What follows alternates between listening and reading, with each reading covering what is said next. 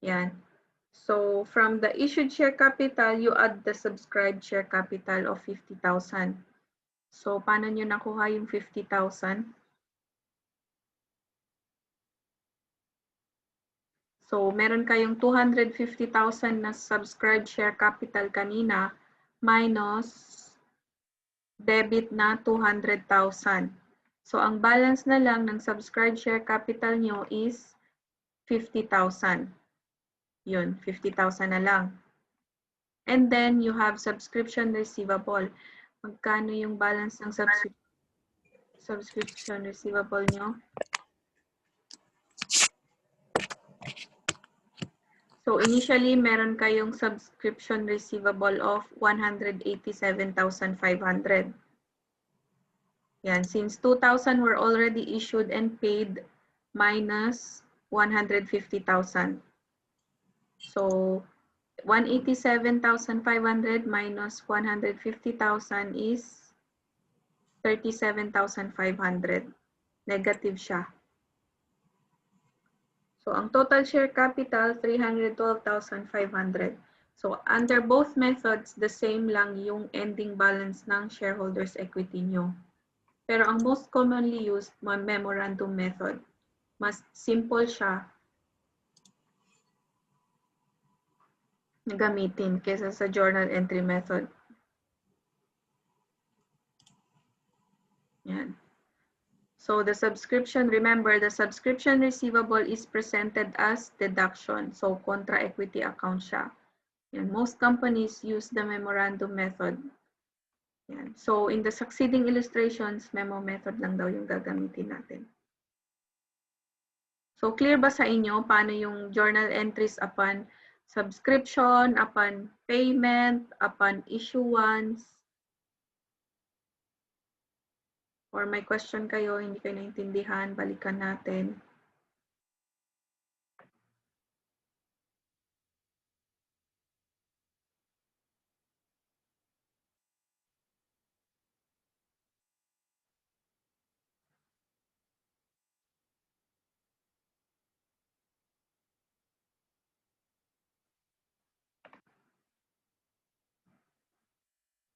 Yan, gets lang so far.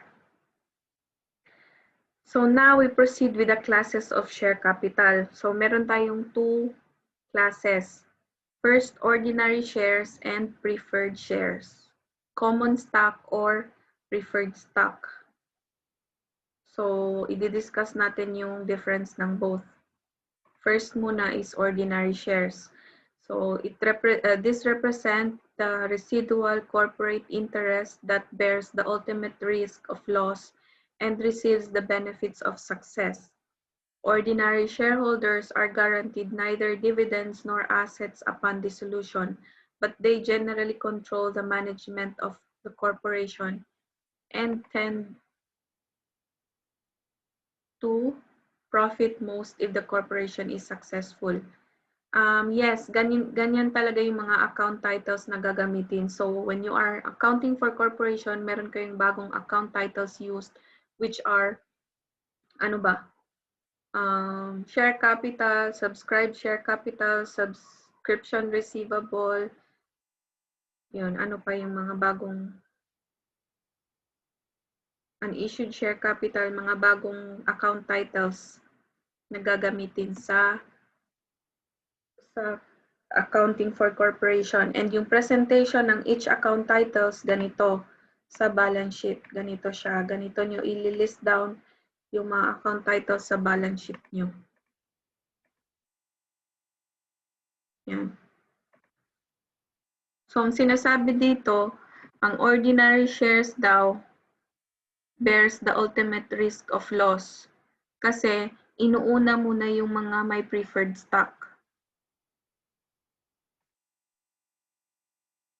So, kapag may dividends or share ng profit, inuuna yung preferred stock. Usually, mga preferred stocks, meron siyang mga percentage. So, kapag bumili ka ng preferred stock, meron kang percentage preferred sa dividends ng corporation.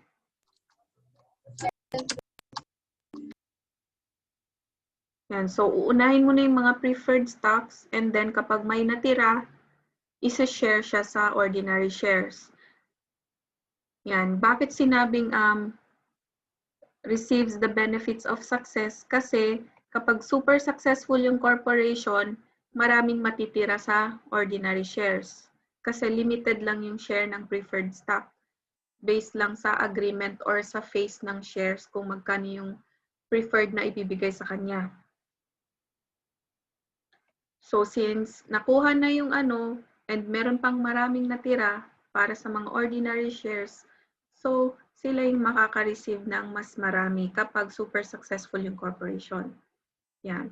Also, they have control of the management of the corporation, meaning they have voting rights. Yan. Ito yung sinasabi na tend to profit most if the corporation is successful. Kasi any residual equity or profit sharing ibibigay sa ordinary shareholders.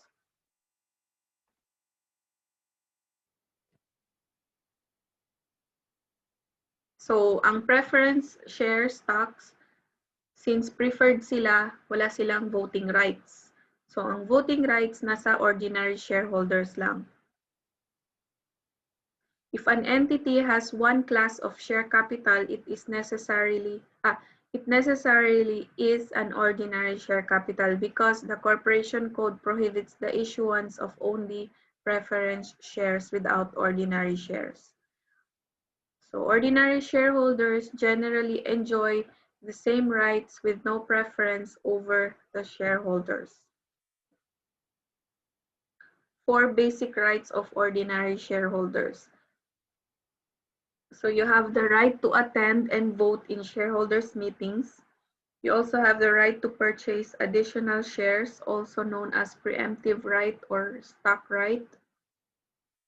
So bakit? This protects shareholders from involuntary dilution of their ownership interest. So meaning nito, involuntary dilution, like every time na may i-issue stock, syempre yung percentage nila sa ownership magre-reduce kasi mas marami yung denominator ng issued stocks. So for example, meron kang 10,000 meron kang 10 shares na own sa corporation, 10. Tapos nag-announce yung corporation na magbebenta sila ng stocks of 20. So as a shareholder of an ordinary share, you have the right to purchase this offer of the corporation. Kasi kapag, let's say 50 yung outstanding shares ng corporation. So 10 yung ownership mo doon. 10 divided by 50, meron kang 20% ownership. Ngayon, pag mag-issue sila ng additional 20, so magiging 50 outstanding plus additional 20, 70 ngayon yung shares na outstanding ng corporation. So, ang magiging shareholding mo na lang is 10 divided by 70, magiging 14% na lang ngayon ang ownership mo kapag nag-issue ng additional shares ang corporation. Instead of 20% nung una, 14% na lang ngayon. So as a holder of an ordinary share, you have the preemptive right to purchase the additional shares of the company. Yun. This is to prevent involuntary dilution of ownership interest. So without this right, an ownership interest may be reduced by the issuance of additional shares without shareholders' knowledge. Yan. So parang ano siya, nagiging illegal siya in the sense that pag ayaw nyo siya isang shareholder, i-issue nyo siya sa isang shareholder para lumiit yung interest niya sa corporation. So, hindi siya inaalaw. Kaya meron kang right to purchase additional shares. Also, you have the right to share in the corporate profits right to dividends, and lastly, you have right to share in the net assets of the corporation upon liquidation. So, syempre, you have the right also to claim for the net assets of the corporation kapag nag-liquidate yung corporation. Yan. For stock corporations, voting rights are normally conferred to shareholders in proportion to their shareholdings. Thus, a shareholder who holds more shares normally will have more voting rights. So, based sa ownership mo sa corporation, magkakaroon ka ng voting rights.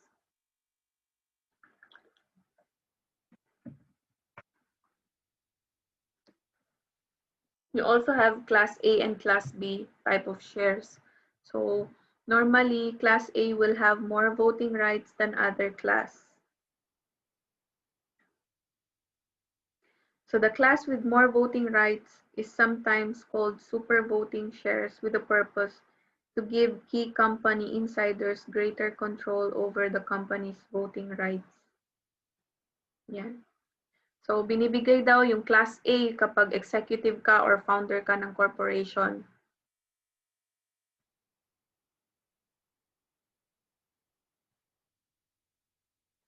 Siyempre, sila yung involved sa management ng corporation. Meron silang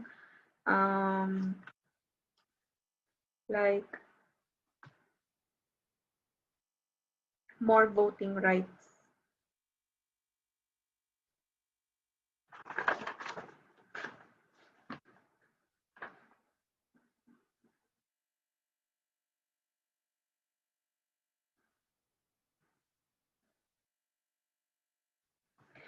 So, ito yung this will enable them to control corporate policies and management decisions. So, yung mga founder daw and executive ng isang corporation, sometimes they are given Class A type of ordinary share.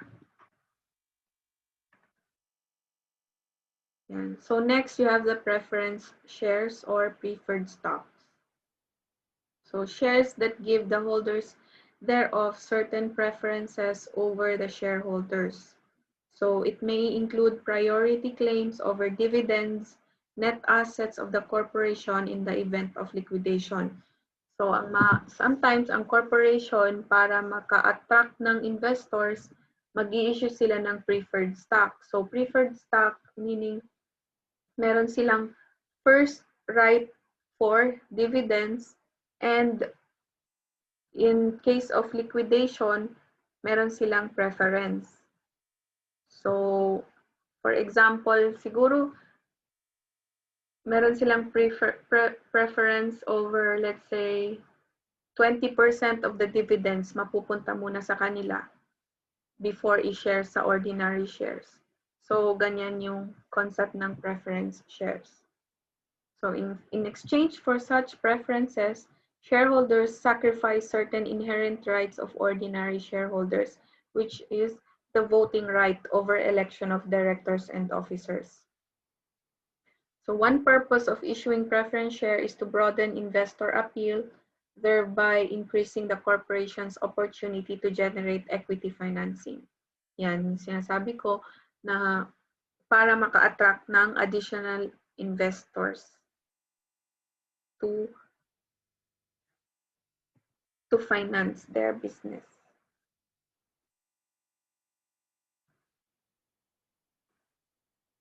Yan.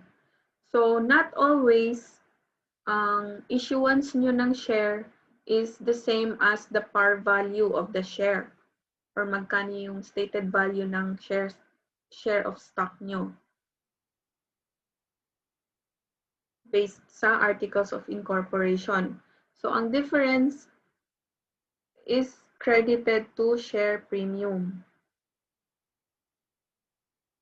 Share premium account. Magkakaroon ka ngayon ng additional account title which is share premium or additional paid-in capital. Usually talaga in most cases, mas mataas ang issuance ng share kaysa sa par value or yung pagbenta mo ng share kaysa sa par value. So, especially kapag earning na yung corporation mo or successful na yung corporation mo, mas mataas ngayon yung value ng shares mo.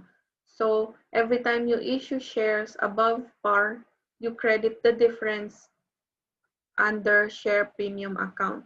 So, remember nyo always, sinabi ko kanina, ang credit nyo lang sa share capital account is the par value lang talaga. Yan, it can arise from various sources such as excess of subscription price over par value or stated value. Yan, yung subscribe share capital nyo, di ba sabi ko, i-credit nyo lang siya using par value. So kapag mas mataas yung subscription price nyo over the par value, yung excess niya, i-credit nyo sa share premium account. Also, excess of reissuance price over cost of treasury shares issued. So later on, i-discuss natin ano yung treasury shares.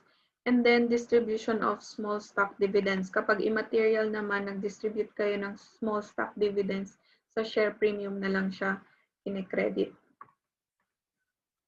Yan. Example, ABC Company started operations on January 1, 2020. Its authorized capitalization is 1 million divided into 10,000 shares with par value per share of 100. ABC Company receives cash subscriptions for 5,000 shares at 120 per share. So, first, i-identify nyo magkano yung cash received. So, 5,000 times 120 is 600,000. So, yun yung ide-debit nyo sa cash. So, same lang, i-analyze nyo yung problem mabuti kapag nag-journalize kayo, magkano yung cash na receive nyo, magkano ba yung receivable na marireceive nyo, or ganun. And always remember, ang credit to share capital is using par value. So, you credit share capital 5,000 times 100, 500,000, and any excess will be credited to share premium. So 120 yung subscription price nyo minus par value of 100, so meron kang premium of 20 pesos. So 5,000 times 20 is 100,000. So your journal entry will be debit cash 600,000, credit share capital 500,000, and credit share premium 100,000. So again, always remember, ang credit sa share capital account nyo is using par value. Pag ginamit nyo yung 120, mali. Mali, sabi ni Doc Adam. Okay? So another example, on January 31, 2020, ABC received subscription for 2,000 shares at 160 pesos per share. So kapag subscription pa lang, no cash involved.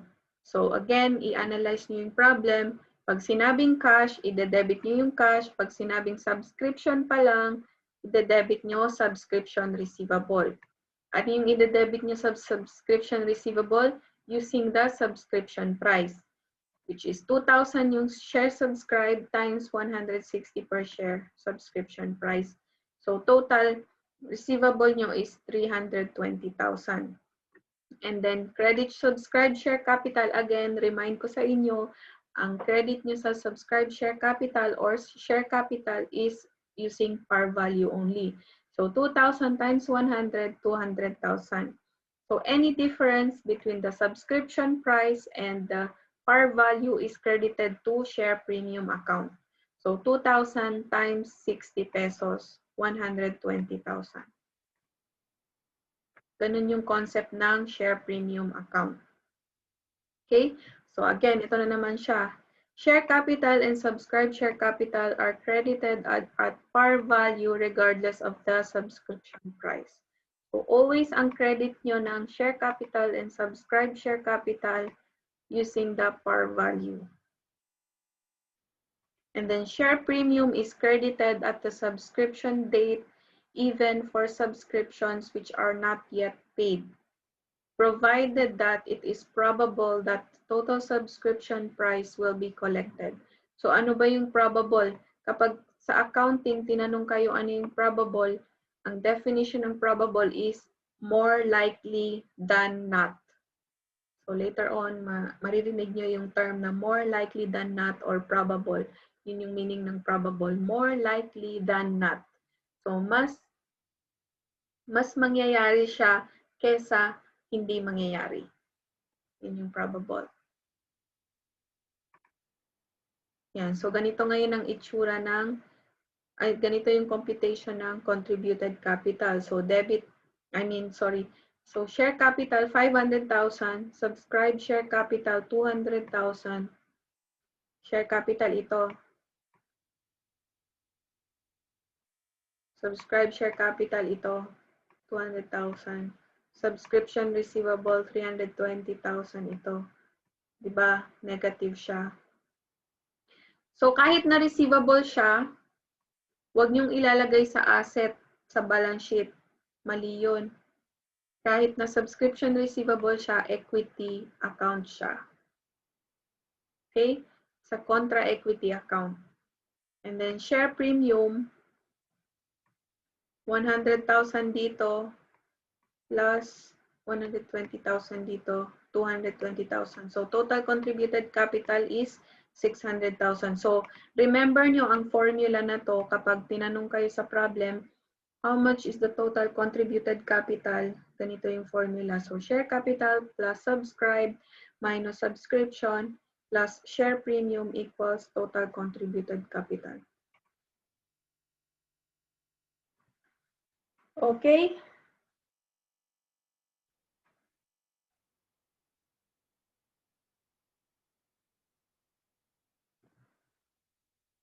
So nagigets nyo ba yung concept ng share premium? Magkakaroon ka ng share premium kapag yung issuance price or subscription price mo is greater than the par value. It is the difference between the amount received or receivable minus the share capital credit at par value. So ang difference or the excess is credited to share capital or additional paid-in capital. So tandaan nyo rin kung ano yung other term for share premium. It's called APIC or additional paid-in capital para kapag nagbabasa kayo ng problem, pag binigay yung APIC or given siya as part of the equity section of your balance sheet, APIC nakalagay instead of share premium, alam nyo na share premium yun or excess yun ng consideration received over par value. Yan. So, important rin na alam nyo yung ano yung mga alternative terms or other names of such account titles. Kasi may preference din ang every company to use their own account title. So, some companies use share premium, some companies use an APIC account. Yan.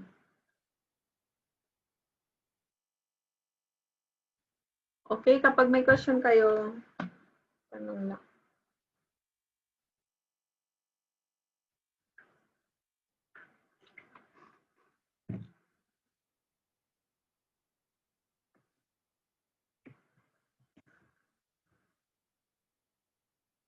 Yan. So you also have the concept of par value and no par value shares. So a par value share is one with a peso value fixed in the articles of incorporation. So nilalagay doon kung magkano yung authorized capital, magkano yung how much yung shares of capital na authorized, and magkano yung par value of each share.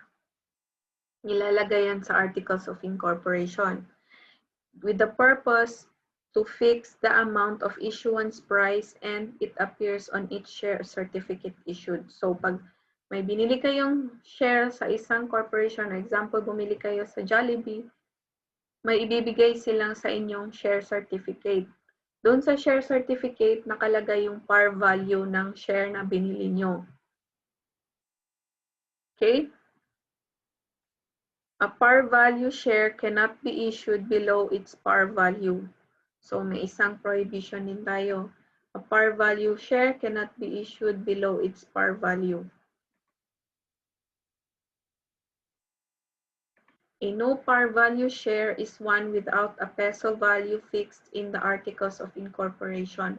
However, a no par value share has a stated value or issued value, which is also indicated in the articles of incorporation but not on the share certificate itself.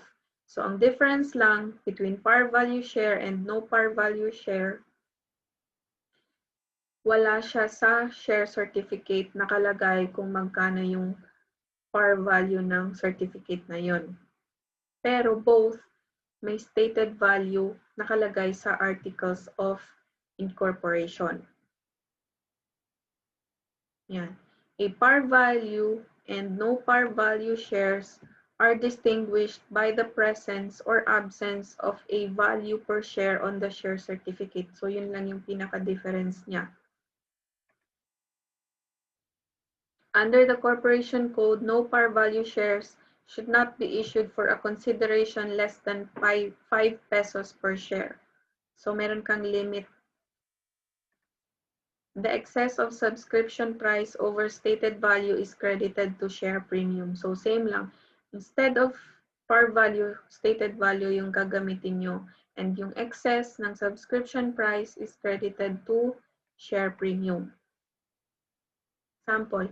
An entity issues 5,000 shares with stated value of 100 share for 120 per share. The issuance is recorded as follows.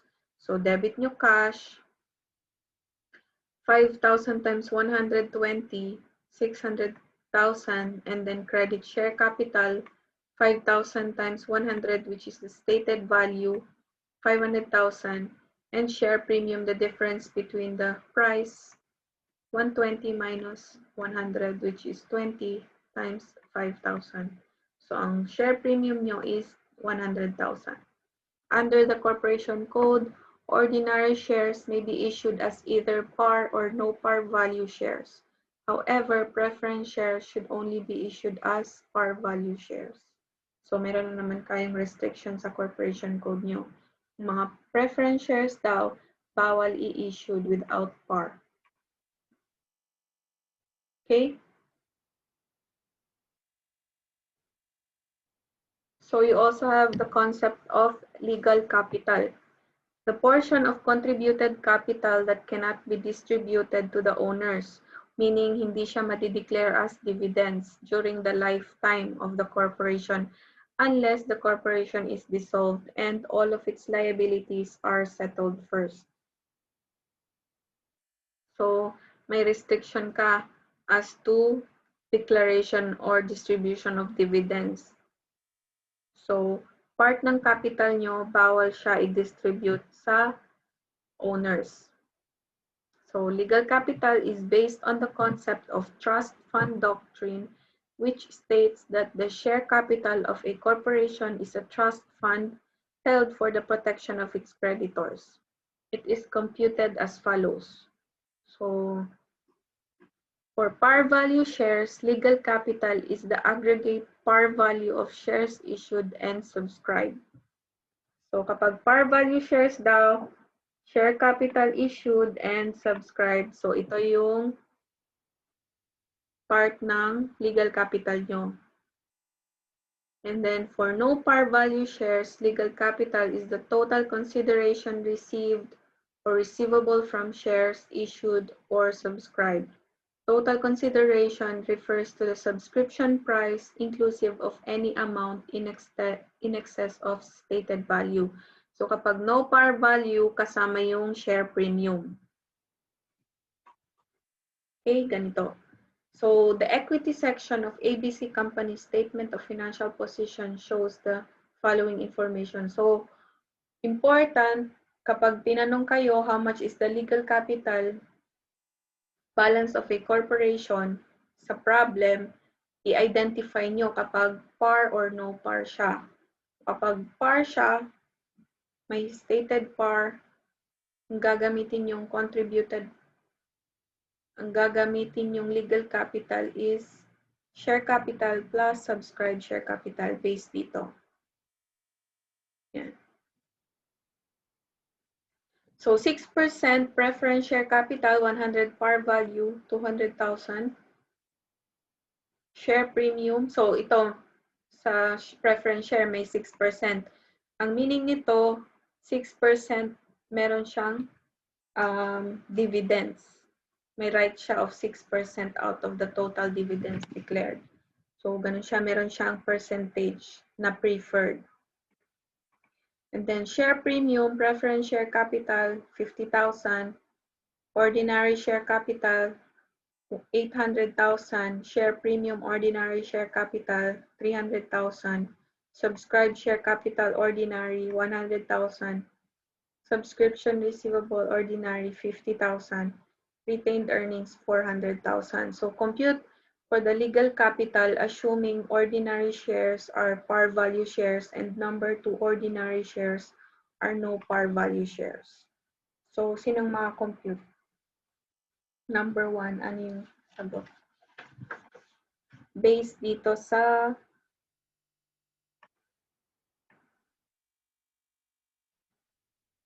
computation. Compute nyo daw yung legal capital. Ano yung legal capital? Yun yung bawal i-declare as dividend. So, kapag ang total equity nyo, merong try natin to. 50,000.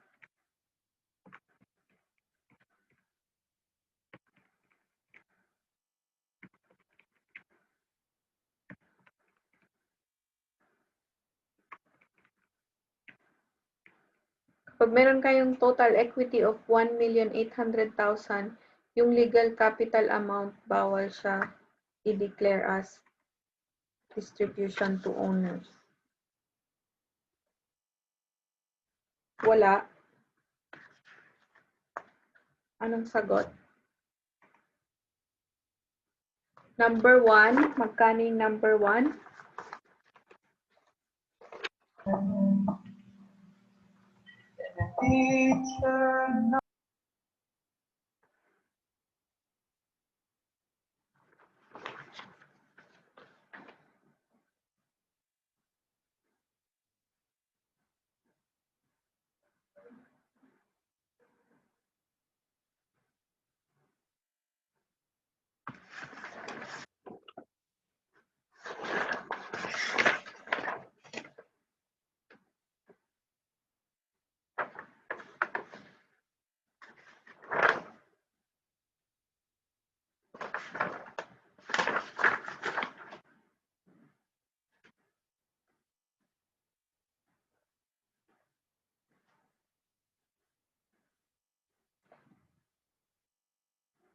Yan. So, 1.1 million kapag par and 1,400,000 no par. Ganito. So, with par, kasama yung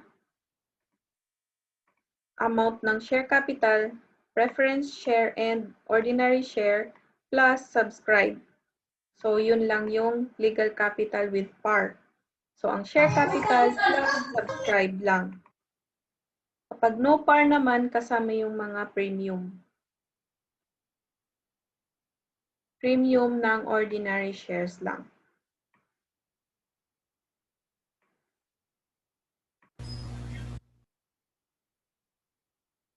So in case of no par value shares, legal capital includes share premium of ordinary shares. Preference shares can only be issued as par value shares.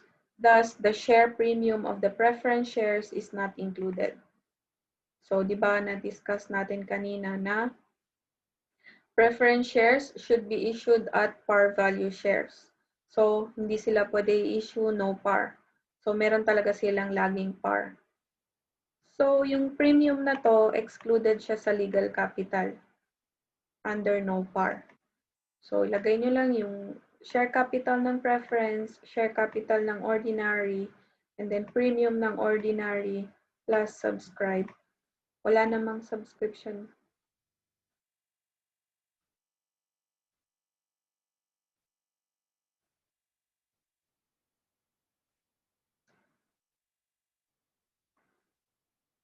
Ayan.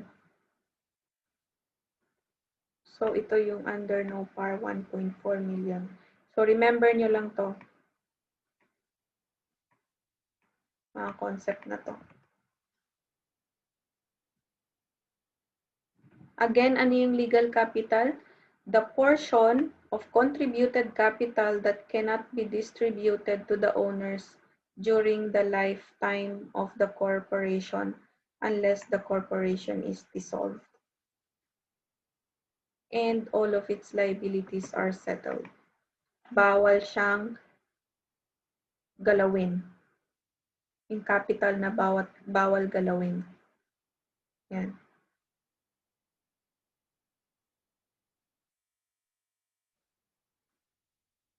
Okay?